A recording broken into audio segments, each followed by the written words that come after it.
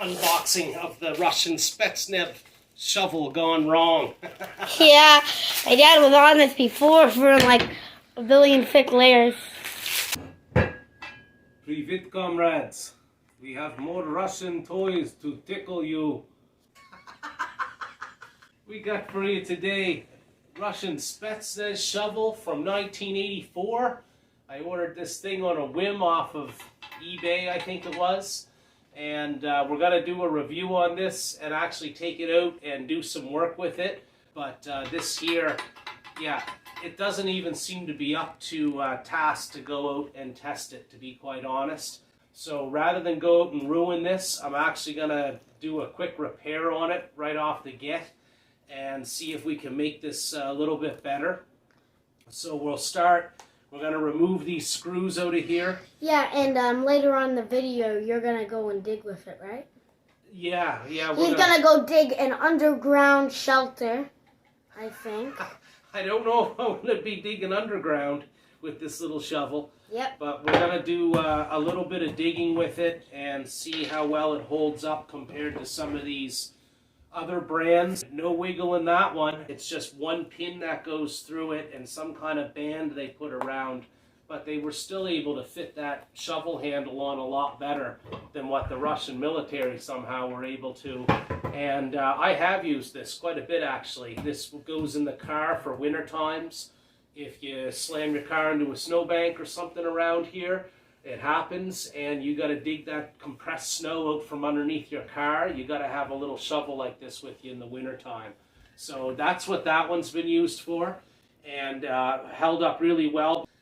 Like I say though, this thing is just not up to task the way it came. These little tiny screws that they used, and I'm going to replace that little screw with a deck screw here. And we're going to try to get that deck screw to go all the way through and out the other side. And then we're going to cut it off on the far side here. So we should be able to make a stronger join. And that way when I get swinging this thing, hopefully it's not just going to completely fall apart on us. I should probably have this in a vise or something better than this, but we're YouTubing.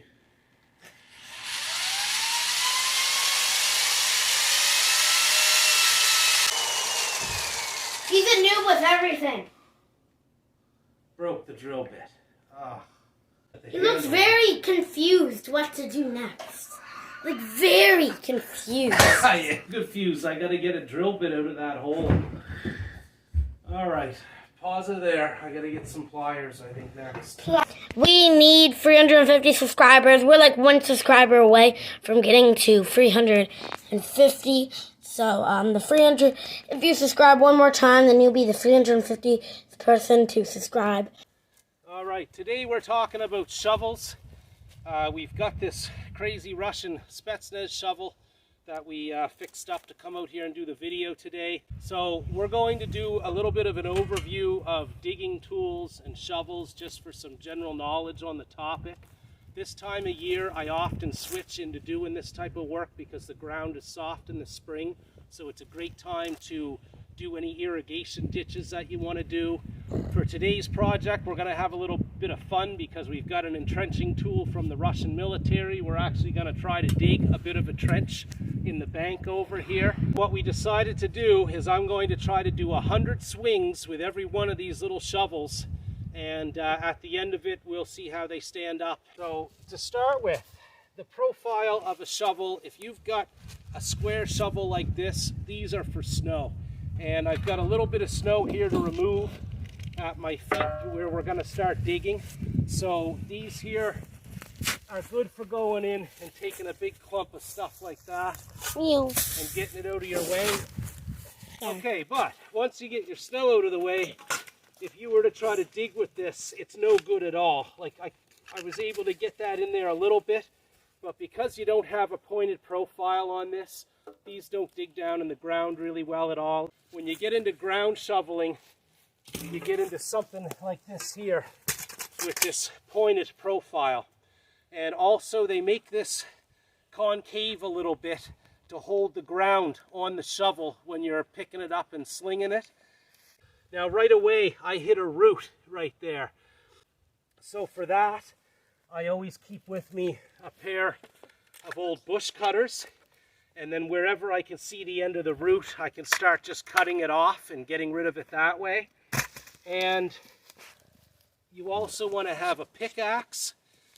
You can get sometimes a pickaxe with a flat kind of end, which are really great for digging also.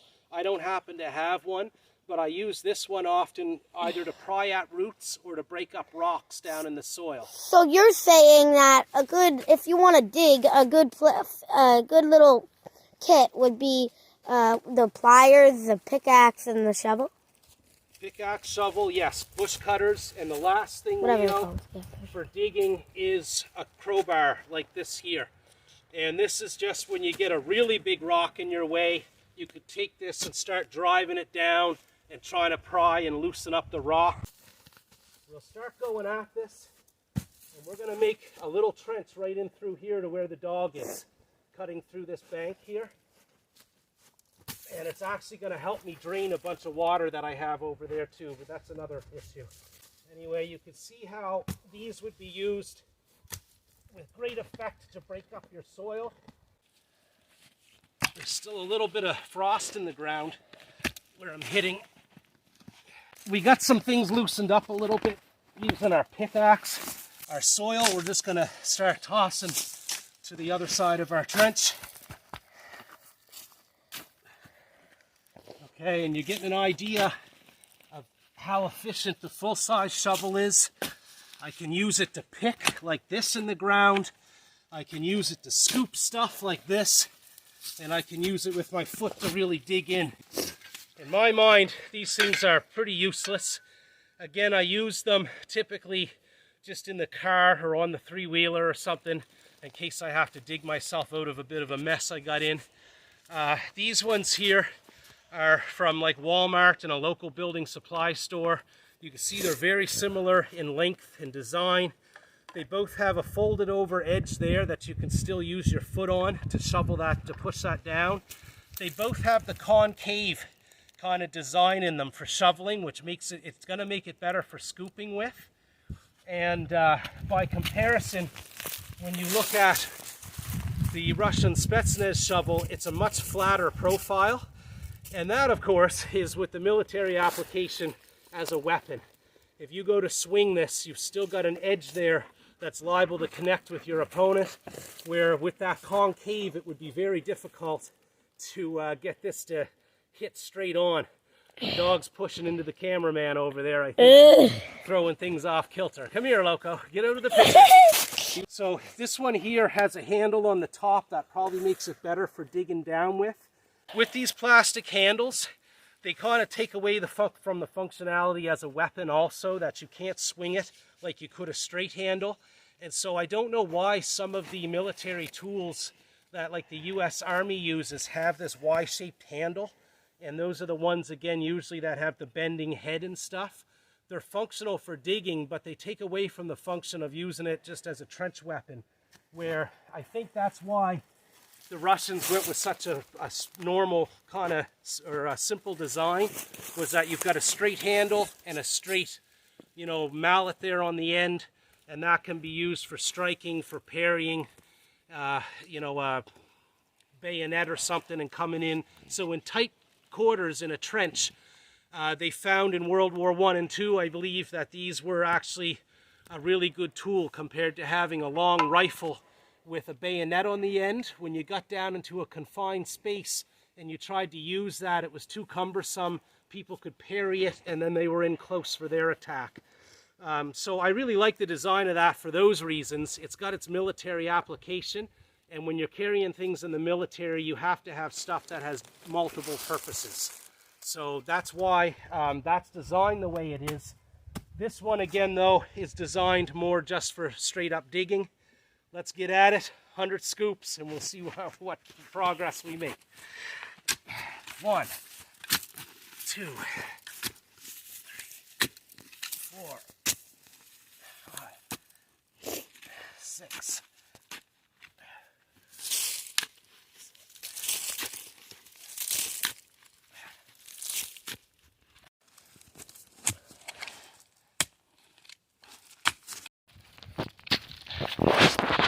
This handle design allows you to pick down at the dirt pretty easily. And I am actually making a bit of progress here with this one. We're at about 40 strikes. Say 41, 48, 49, 50, 7, 58, 59, 60. Compared to the full-size shovel, this is a lot harder being bent over like this the whole time that you're shoveling stuff. And Jesus, I got some roots in there I can't get rid of. Editor, cut that out. He just swore.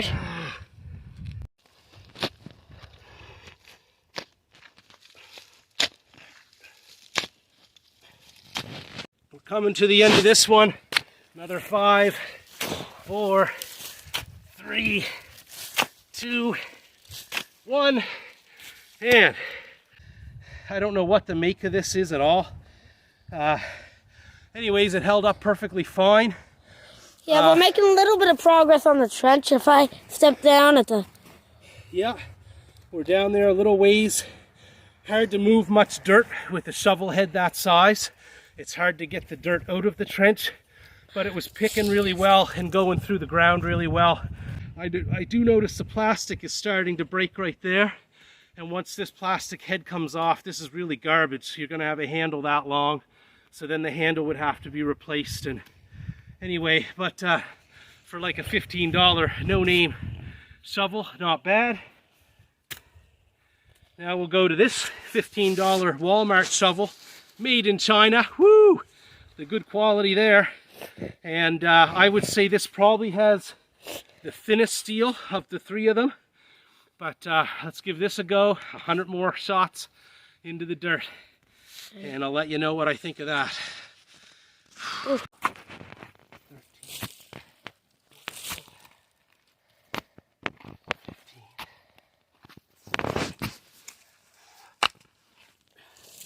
15,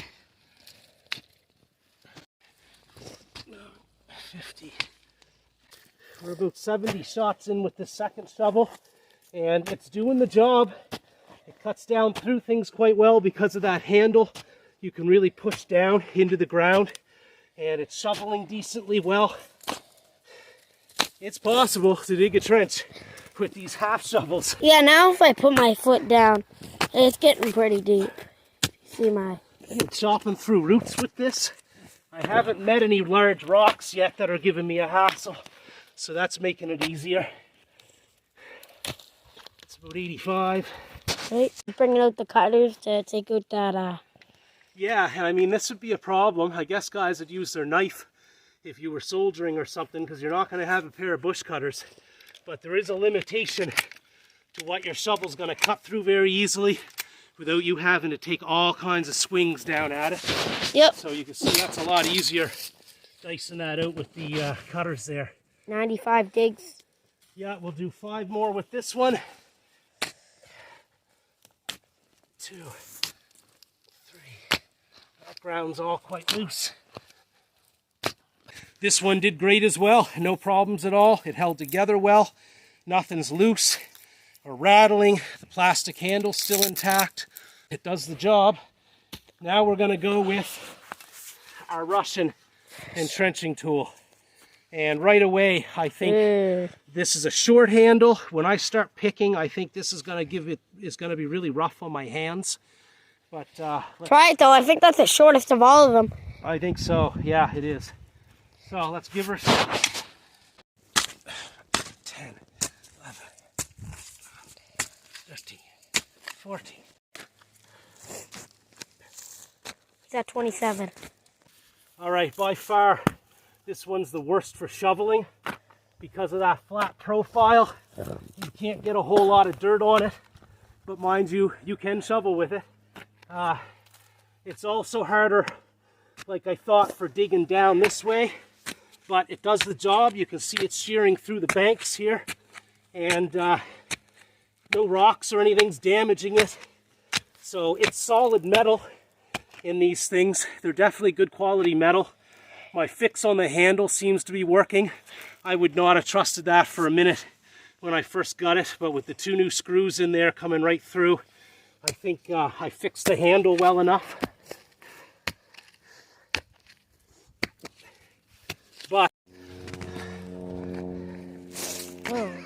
getting mud down your boots, Leo.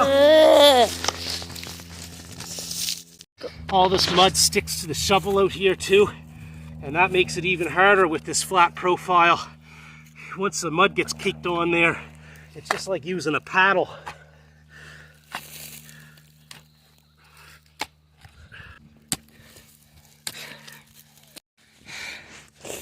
Clear that mud off of there again. One.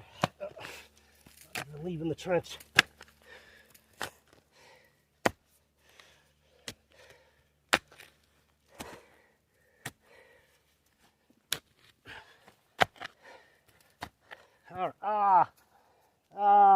Mud in the eye. Mud in the eye.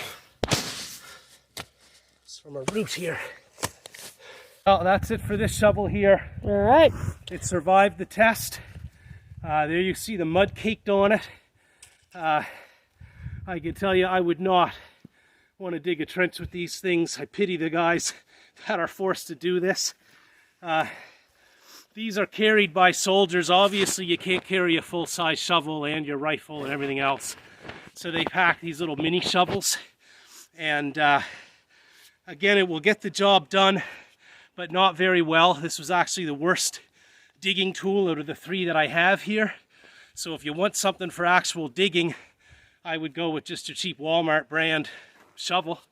Better yet, get a full-size shovel. Every property should have, you know, a set of tools like what I showed, with a full-size shovel, a crowbar, a pickaxe and stuff. That's the only way to really get work done. But the guys in the military, they got to sometimes dig forward fighting positions and dig themselves in to protect themselves. And so if you had to, you might carry a tool like this, and it's going to double as your club. Leo's going to demonstrate some of that with his fine karate skills. Yep, in 3, 2, 1. Okay, so there you can see the trench we got done with our first 300 swings of those little shovels. Leo's going to give it a try now and give us his thoughts on it. A root here, I think. I don't know. That's it, buddy.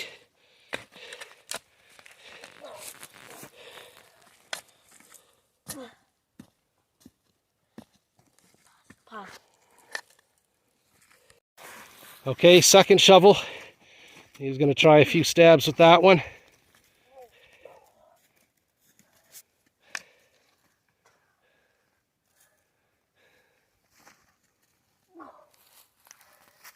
Good job, Leo. Fighting position's coming along.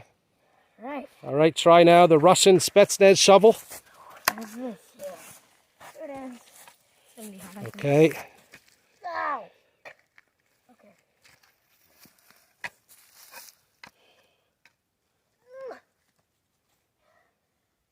In my opinion, it doesn't work for shoveling that. Yeah, so is that the worst one of all, do you find? Same as I thought. I don't know, it would be good for clubbing you. Well, Specifically you. Let's try. But, wow!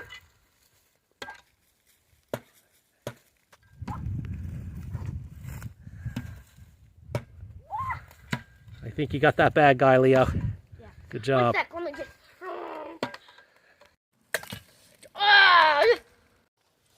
Alright, so in conclusion, we've tested our shovels. The Russian spetsnaz shovel ended up being by far the best weapon, and that's because of its pointed profile here for jabbing, its flat profile this way for striking with, and its straight handle.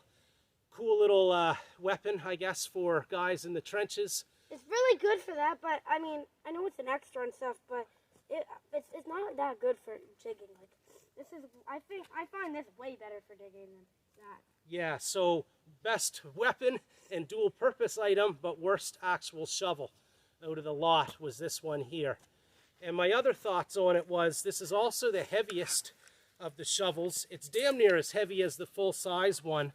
I don't think anybody, including soldiers, would really want to backpack this around anywhere in the woods, because it's just too much weight.